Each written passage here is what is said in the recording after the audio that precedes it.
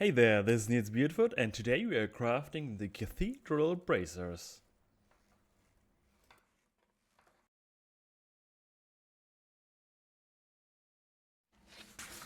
For this build we use, as mostly fall armor, 3.5mm or 9-ounce veg-tan leather. Print the pattern in a size fitting for you, cut it out, trace it onto the leather and cut out that too.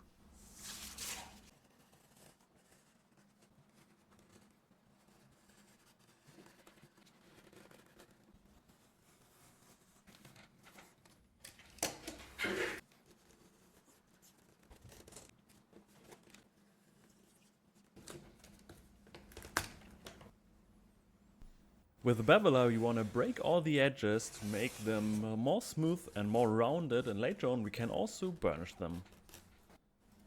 On some areas we want to thin out the flesh side a little bit, like here on these edges and on this groove. For this we use a skiver and a groove cutter.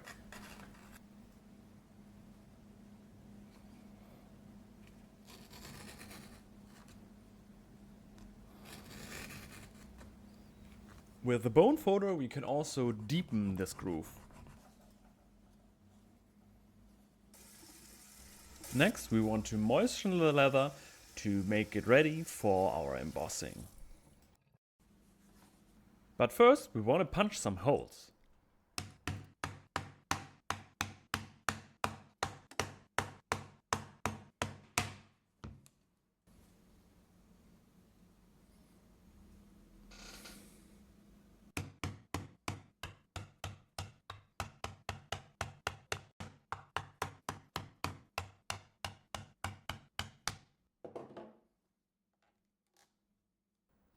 With the same groove cutter from before, we not only can cut but also only mark lines by just simply pushing it.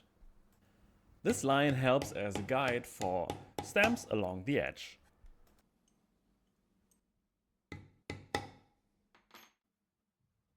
A stone is a perfect tool to make the leather look rustic and used.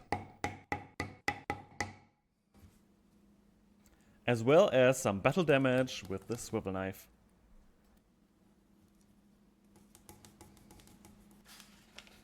And then we can start dyeing. I start with the teal base coat, and after this go with the airbrush over it with some black in a low angle to create some shadows.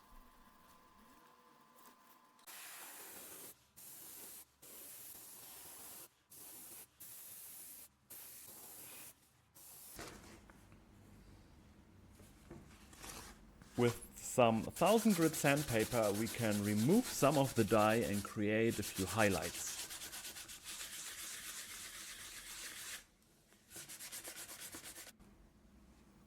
And after that we finish it with some leather finish.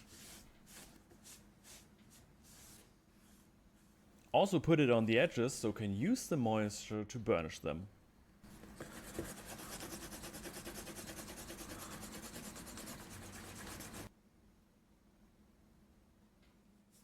Now we can start to assemble everything. We got this big main piece of the bracers and it's 3 layers. This is the lowest layer.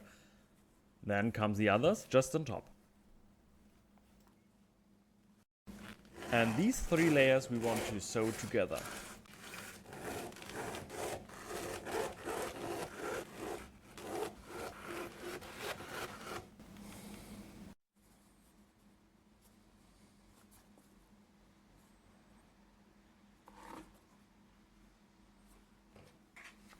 We also got a few bone pieces here, and some of them connect on the tips. So we want to glue them together, punch the sewing holes all the way through, and then sew them as well.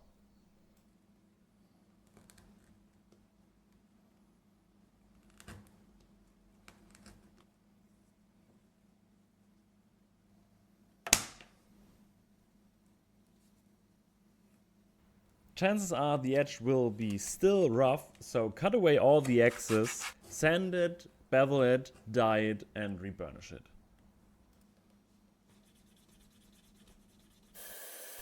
To harden and shape the leather we get some hot water for up to 30 minutes. We just put all the leather in there, then take them out and let them set at least for 2 hours. After this we can start to bend all the pieces in the shape they are supposed to be. Also another material that we want to add here is felt.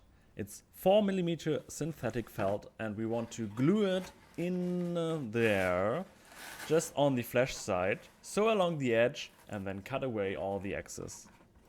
The glue is mostly there to hold it in place until sewing. And for sewing I recommend you to use a sewing machine for leather if you have one. If you don't have one, this will be quite the task.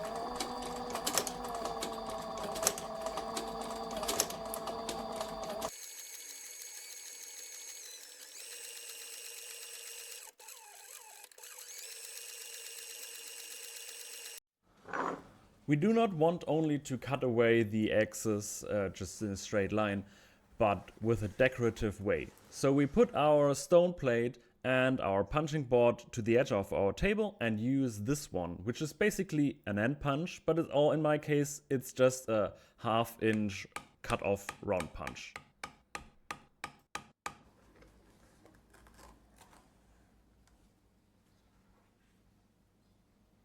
To clean it up, we can use some fire to burn away the hair. For all the hand pieces, the process is very much the same.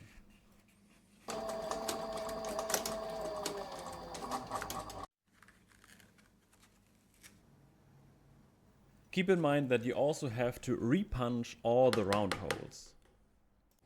To attach the bones to its designated pieces, we want to moisten them a bit, let them set, and then sew them on.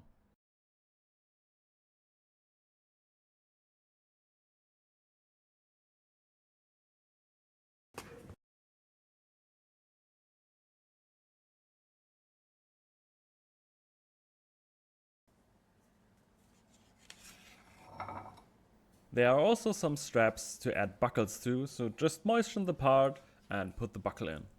And with a rivet, you hold it in place permanently.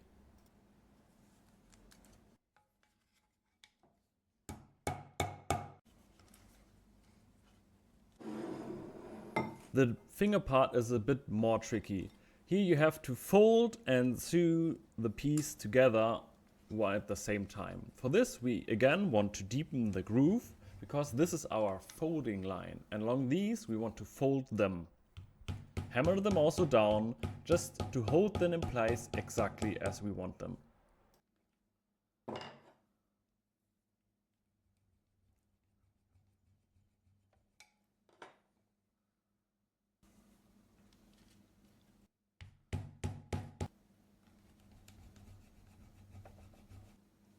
And if you sew it and you give it some shape, this is what you end up with. Trust me, it works.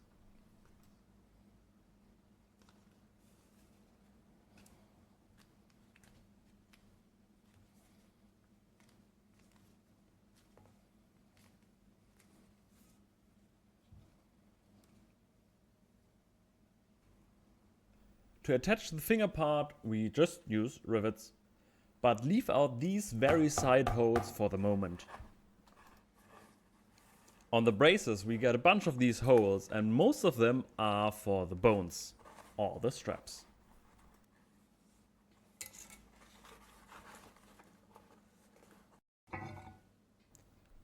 Here to rivet on the bones and the straps, a shoemaker's anvil like this can be a great help.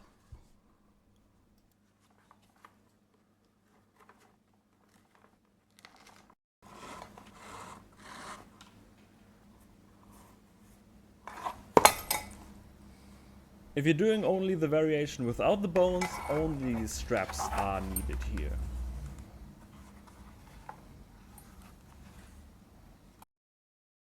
To connect the pieces and still keep them movable, we use backpack straps.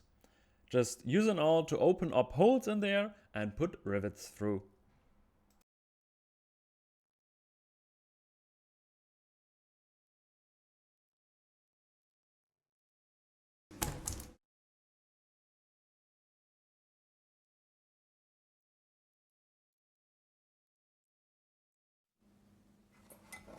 We start with the bracers. And here is very important, we got these 3 holes and you want to connect the correct sides of the straps to them and the correct straps to the correct hole. After this comes these parts and at the very end the hand part. Start with the strap that has only alone standing rivets and put it in the center of the bracers, and the other 2 with the single rivet that is standing alone on the sides. Now just add all the hand pieces in the correct order with the 2 holes in there on the side and 1 in the center, and you're good to go.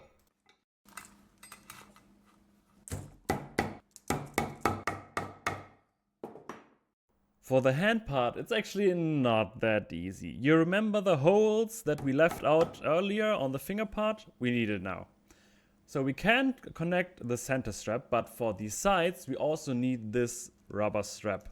It's commonly used just in fabric sewing, and we want to put them over the rivets and underneath the leather part. So open holes in there and then put them through.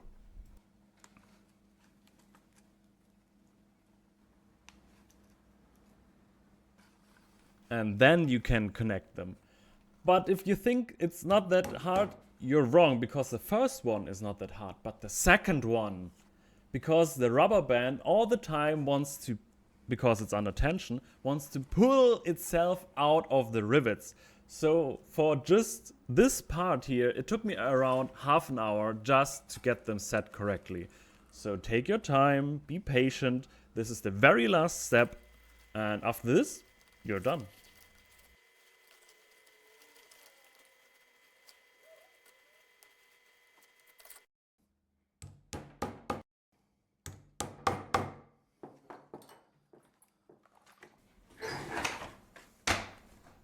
And there you go. These are some really nice bracers with hand protection.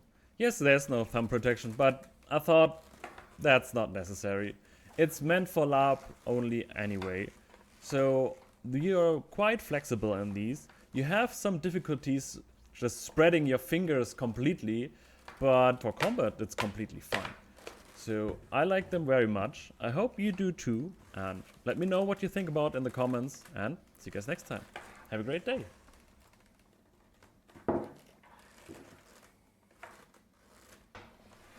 Oh yeah, and if you want to connect them to your shoulder parts without slipping, that's what these lashes are for. You can put them here in the straps of the shoulder armor just to hold them in place.